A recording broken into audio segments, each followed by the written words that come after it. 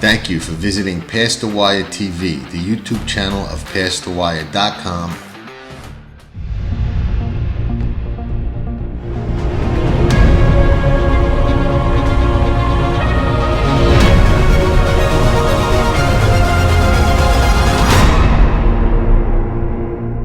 You know, there's just something about watching a master, a maestro, a perfectionist at work that's just so special to watch, and how every detail is just meticulous, just everything just right, just the way it should be. And tonight we are going to meet one of those maestros. So sit back and enjoy the show.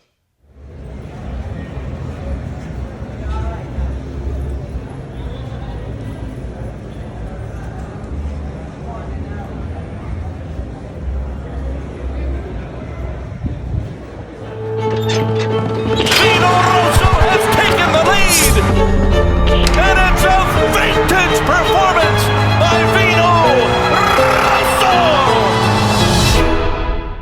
Hello, everybody, and welcome to another episode of Past the Wire TV. We are a couple of days from the Preakness and fortunate enough to have Chad Brown, one of the best in the game, with us.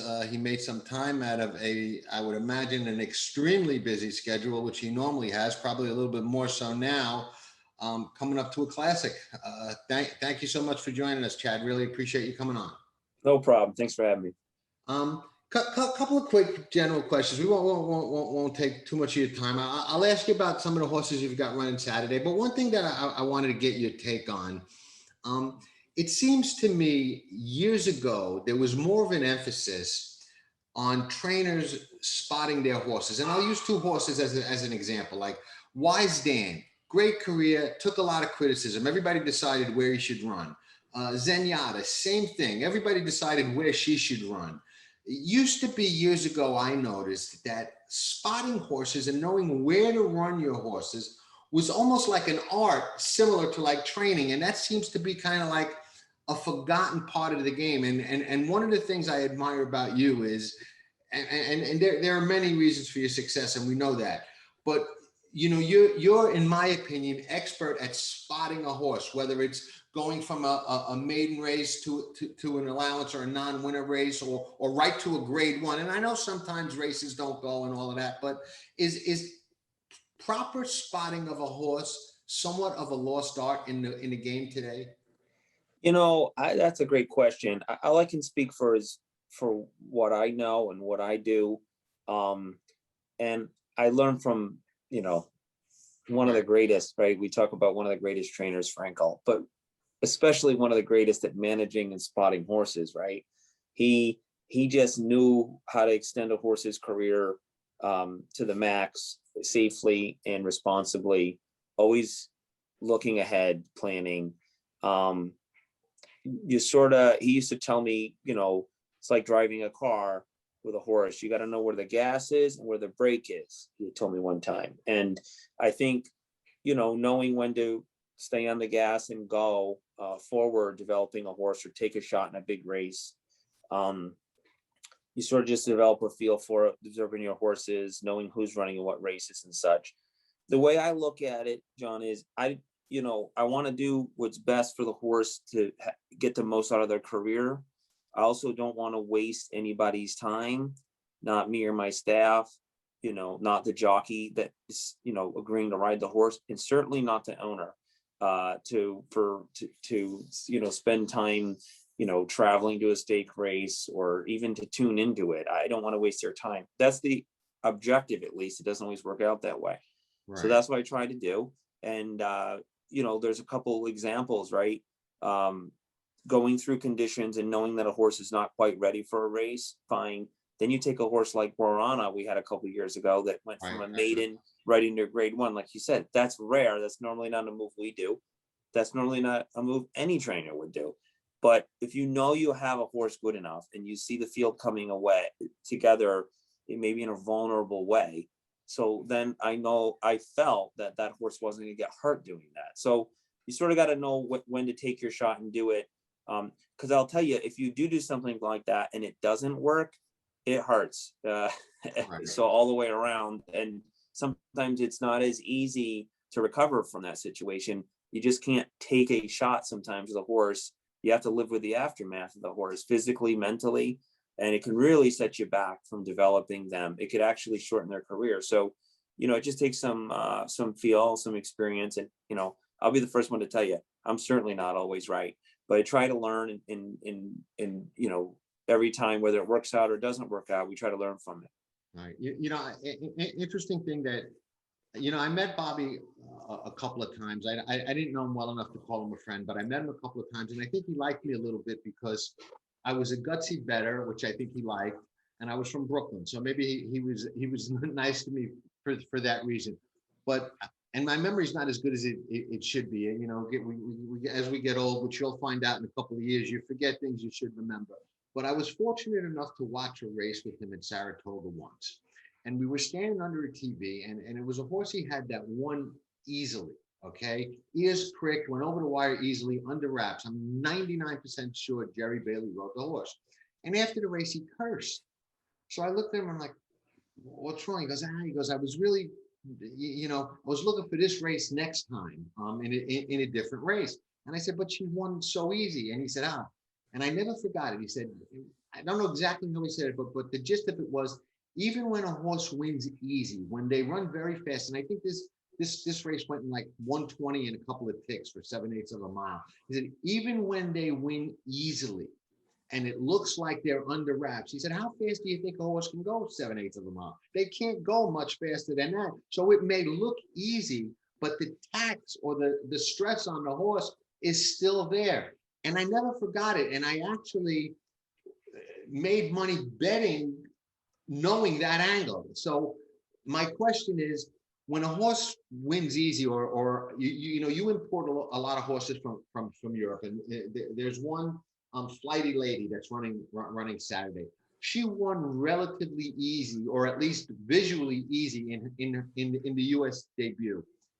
Is it a worry that they regress that Euro bounce theory? Is that a real thing, or is that something that you can kind of know, all right, I may not win, but I'm not going to lose because of that? Yeah, that's a good question. I've heard that. I've seen that happen with my horses. It's not an absolute, though, that their second start they regress. Frankel used to think that they ran their best race the first time you ran them. Oftentimes, he used to say that to me. I see it with some of my horses, but I guess it just depends on the horse.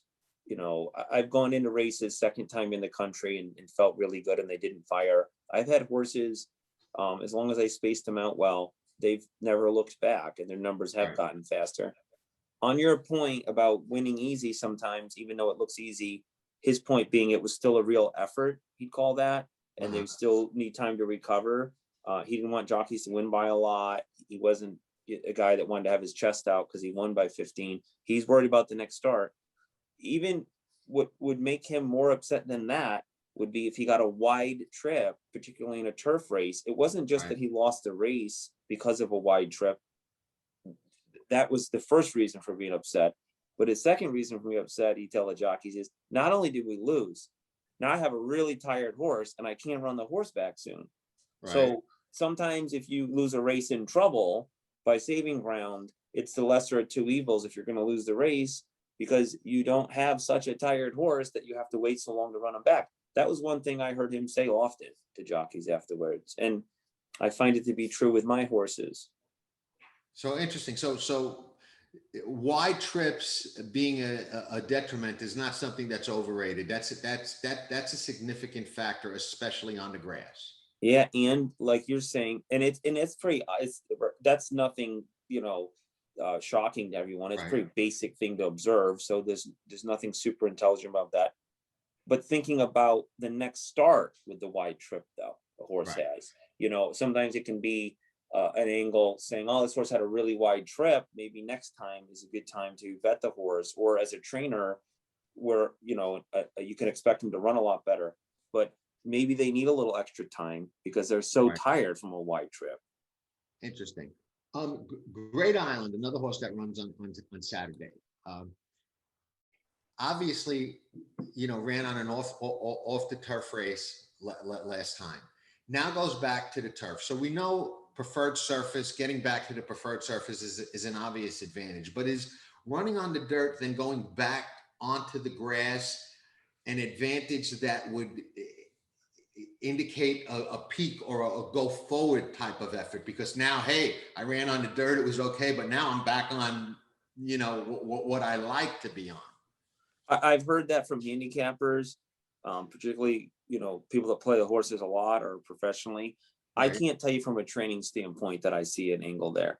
Interesting. There's too much training in between on the dirt anyway that I Right. don't, I can't connect the dots in my head that way that it means anything. I mean, she ran on a wet track, Right. off the turf, and we were lucky enough to win despite it not being her best surface to run on.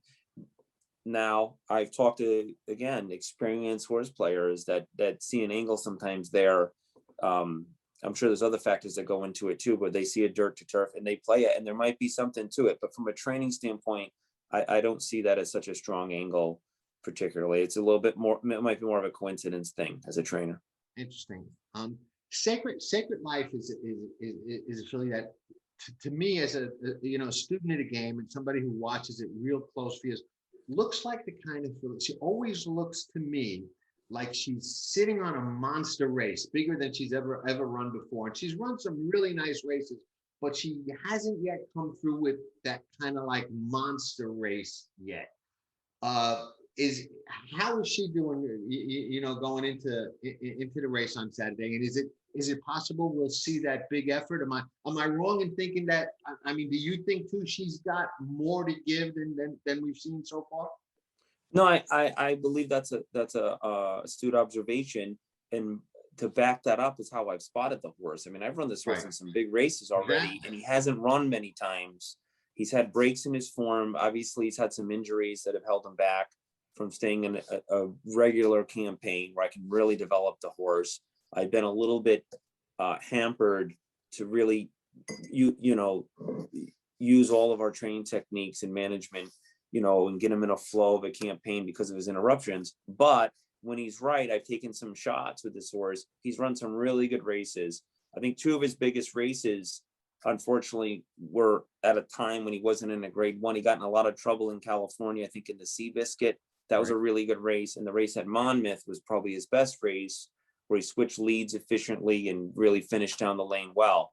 I took some shots in some bigger races and it didn't work out for him. So, there's a chance maybe he's just a cut below um, than what I maybe think or thought when I watch him train. But he has some good numbers to run to. He's training really well right now. And I think that he still deserves um, another opportunity when we can bring him into another grade one at some point where everything's right again for him and Right. try him again. But I do agree. He's been really lined up going into the race, in position, and didn't get it done a couple times when all the money was down. Right. And the other horse you have in there looks like a heck of a prospect. Run two great races. Kuramata. I hope I'm saying that correctly. Uh, and another one that looks like still improving. Looks like just really getting better and might really be a force this year. Yeah, we like that horse.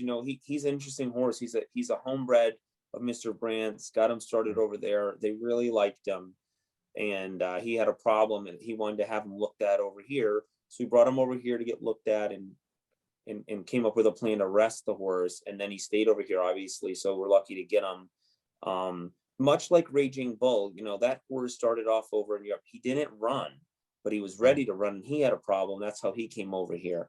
So, he's always trained super. He's definitely lacked some experience. You can see with his leads and such. And he was green in both of his races, particularly the first time we ran him, and he was still able to win. But that, he's a work in progress. There's a lot of ability there. And he has the breeding to really develop into a nice horse if he's good enough. He has all of the tools in place. So I'm excited to try to develop him all year. Yeah. Let's talk a little about the big one, and then I won't take any more of your time. I really do appreciate you coming on, and I know what your schedule's like going into these type of races, and all year people don't realize you guys never get no time off. So I'm not going to take too much of it. No problem. Uh, Crowded trade. You're kind of flying under the radar with this horse. He's lightly raced, only run a couple of times, but he's never really run a bad race. I mean, you know why he's kind of under the radar coming in for you is escapes me a little bit. I think he should be a little bit more on people's radar based on what he's done. What are your thoughts on him? So I think part of the reason for that is this horse is, he's just his last two starts, although he's just three starts, he's run really well all three times, and his numbers are pretty good. But he's just hung a little bit as I've stretched him out. They're looking at his pedigree. So am I, by the way, Right. wondering, can he get a mile and 3/16? He does look a lot like cloud computing. I got Right. looking at the PPs myself. I hear everyone saying that last couple of weeks, and he does. And I know that. I know when I ran the horse, we really liked him first time out. And I told Mr. Klarman, he lets me to get the horses ready.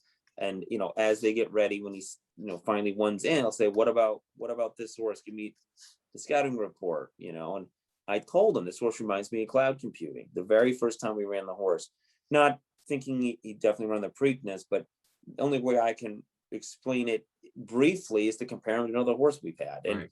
And we put him on that course, and he got started late. We never really thought of him as a Derby horse, but we thought of him as a really good horse, just not enough time. um Anything less than a win in the Wood, he was not running in the Derby. It didn't matter what else we had in the race or not. We weren't going to do that to the horse. Right. Off a win, it would have been hard not to go in. But anyway, the horse broke bad in his debut. He broke bad in his third start too, and it just put him behind. And he's putting nice runs in. He just came up a little bit short. I was more confident with cloud computing getting the distance than this horse. I was certain of it, as a matter of fact. This Right. horse, I'm cautiously optimistic he's going to be okay. He's training really well lately. I think some of that hanging in the stretch is a little circumstantial, maybe because it's having to do with his preparation going into the second start. I think I had him a little short for that race. In his last start, him so far behind off the break, having to make up so much ground in the middle of the race, I do think might have taken the starch out of him a little bit late. If he gets out of there clean and he can be not too far away early, and sort of get a trip like cloud computing, saving ground, right? This is not a horse. If I'm worried about him getting a mile 3/16 and anyone else who wagers on him, you certainly don't want to see him wide at any point. He's definitely not going to get to this end. So I'd like to save ground, follow the leaders. And if they start to come back to this horse, I think he's got a good shot. Interesting. Like I said, I like all three of his races, and I think he's got more to give. Now, risk taking is a little different. Risk taking, I believe you were looking at the Peter Pan, and then kind of made a game time decision to go for this race. What prompted that decision? Well, now this horse, even before that, I was really looking forward to the Derby with the horse. I know that he was a little bit behind on numbers. Every time he ran, I wish he ran just a couple points faster to give me hope. Like, can he win the Derby? I know he can get in. But I really wanted to run the horse a mile and a quarter. It looks like the perfect distance for this horse. And when he really rolled a gutter ball in the Wood, it just left us out of the Derby, and then trying to figure out what do we do with him. Figured Belmont Stakes, probably get a mile and a half too. It normally hasn't been coming up too tough a race in years where the Triple Crown hasn't been won. Other than those years, recently hasn't been too tough a race. Figured let's try that. But when the Preakness started to fall apart a bit, I know we had him in a nice spot in the Peter Pan, but I said, why not take a shot? I was never really crazy about bringing him back to one turn in the Peter Pan, to be honest. I just needed some prep. One more point on that horse, I guess, too, is I will say in the Wood, that horse caught a wet track that day. It was wet and heavy underneath. It was much different track than he'd been running on in his two previous. he had a lot of mud in his face. For whatever reason, he wasn't able to persevere like some other horses in the race were. Right. And also, that horse had a little bit of space in between his races, maybe too much for him. The Withers being before the Gotham, which cuts back to a mile, and us putting Highly Motivated and Crowded Trade in that race made him sit out. This horse was 2 months in between races. So in hindsight, I think I made an error there. I wouldn't have run him in a mile race, but I should have probably maybe shipped him out of town and found a different race for that horse and not sat on him. That didn't help his cause either. Right. Where might we see Highly Motivated? What I'm going to do with that horse is go back to the similar plan I did with Practical Joke when he came up short in the Derby. Although Practical Joke ran much better than Highly Motivated did in the Derby, they're probably similar horses. And what I did with that horse was I ran him in the Dwyer in early July, just give him a chance to get over the Derby and all that. So that's what I'm going to plan on doing with this horse. And so far, he came out of the Derby in good shape. Might he be somebody we see in the Travers? No, that horse, what I'm going to do is, that's a good question. I think what I'm going to do is just try to keep him maybe at shorter distance. Now, getting back to what I did with the other horse, Practical Joke, is I did run him from the Dwyer and the Haskell, and he was nearly beating the Haskell. And this horse showed in the Bluegrass, he can go 1.125 miles right when the conditions are right. And maybe, I don't even know if he cared for Churchill, maybe. The way the race was run, this horse was, he was not going to win the Derby. He was not going to be in the top 3. But going all the way to the wire with Essential Quality at 1.125 miles and really being nowhere at 1.25 miles when we followed that horse the whole way, I got to believe it just wasn't his day. He didn't handle the track or something. He's far better than that. That wasn't a distance issue. So I'm not afraid to try and bet 1.125 miles again, maybe in a race like the Haskell. But eventually, I think this horse will find himself in those 7/8 to a mile races down the road. Right. Last 2 questions, and then I'm going to let you go because I appreciate your time. I laugh at people when they say Chad Brown is a turf trainer. Okay, I mean, and I guess you do too. And you've got a classic on the mantle anyway. You've already won a Preakness, but being that there are still some people that say that, and you know how the world is today, there are some people you can't change their minds. No matter what facts you put in front of them, you could win 10 classics and they'll still say you're a turf trainer. But how special would it be to get another classic on that mantelpiece just to kind of quiet some of the Chad's a turf trainer guys down? Well, like you said, even if you win, it's, certain people are going to have an opinion. And look, the great thing about our country is you can have your own opinion, and you can even express your opinion any way you want. Fortunately for me, I have enough owners that disagree with that, and they send me nice horses to run on the dirt. So I'm thankful for that. Look, it's part of being in professional sports. And, when you sign up for it, you're going to have to take sometimes some maybe unfair opinions or unfavorable opinions and whatnot. Right. And as I've gotten older, I've learned, do not take it personal. Again, it's part of sports. I would say this to anyone who said that without having to get defensive or start reeling off all the dirt wins. If you took and I say our because it's my team, it's my name on it, mine or our graded dirt wins, that's enough to get in the Hall of Fame. I agree. If you took out every turf race. I agree. So I think we're fully capable of training on the dirt, and we've also have millions of dollars in dirt stallions in the barn. And when everyone buys a Practical Joke or a Good Magic or a Connect, those horses didn't train themselves. So and that's about it. So there's be plenty more coming down the pipeline. But I honestly, I don't take it personal. And when you win that many races on the turf, and when you're that dominant on the turf, it's always going to overshadow, whatever else you do, because it's your main, I guess your main source of, victory, advertising, Right. success. It's always mentioned first, all the only to millions and Breeders' Cups and such. So Right. look, we're proud about that. I wouldn't change anything about it at all. We're very fortunate to work with some of the greatest turf horses in the last 30, 40, 50 years in our barn, a handful of Right. them, in all of horse racing, sometimes the world.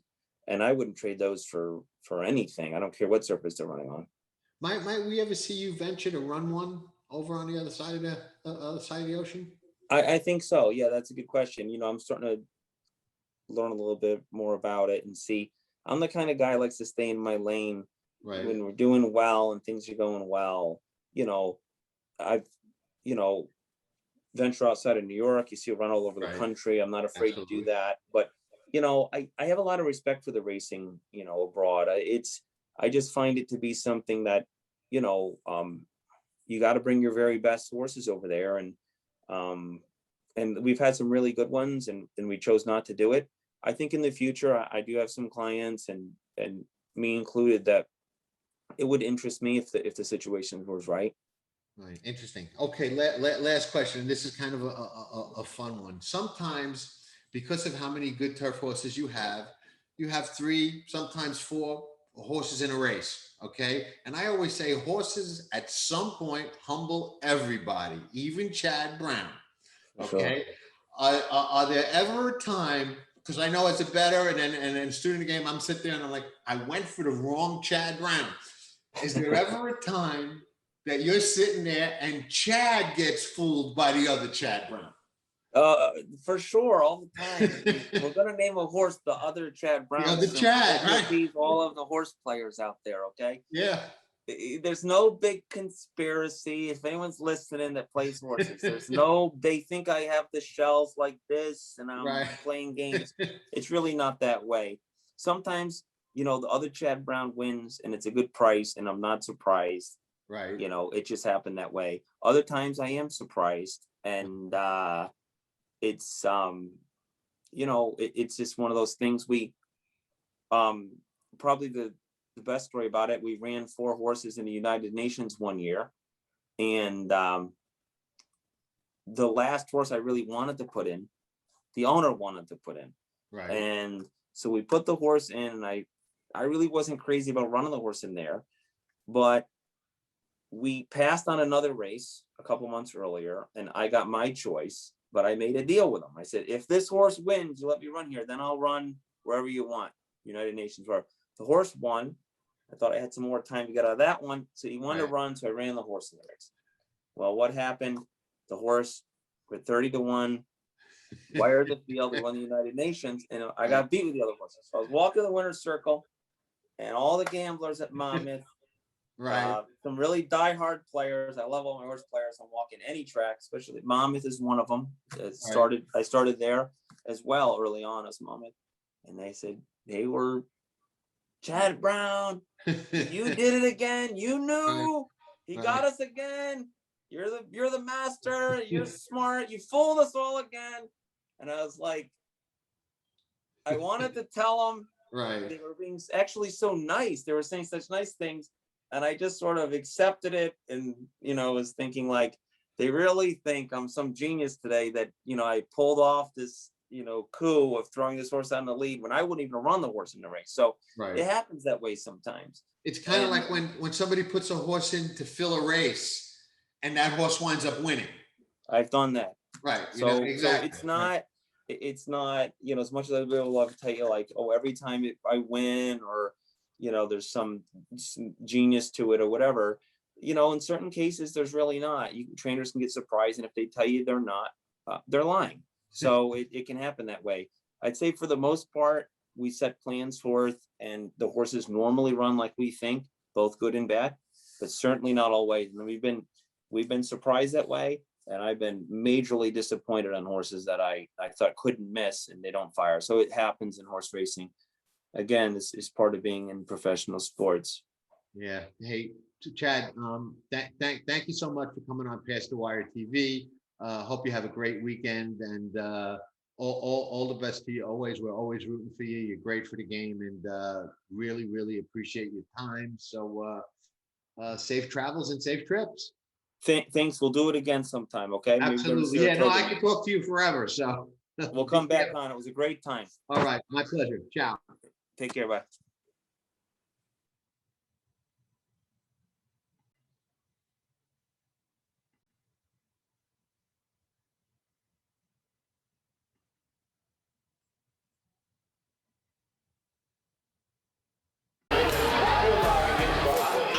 Nobody does it better.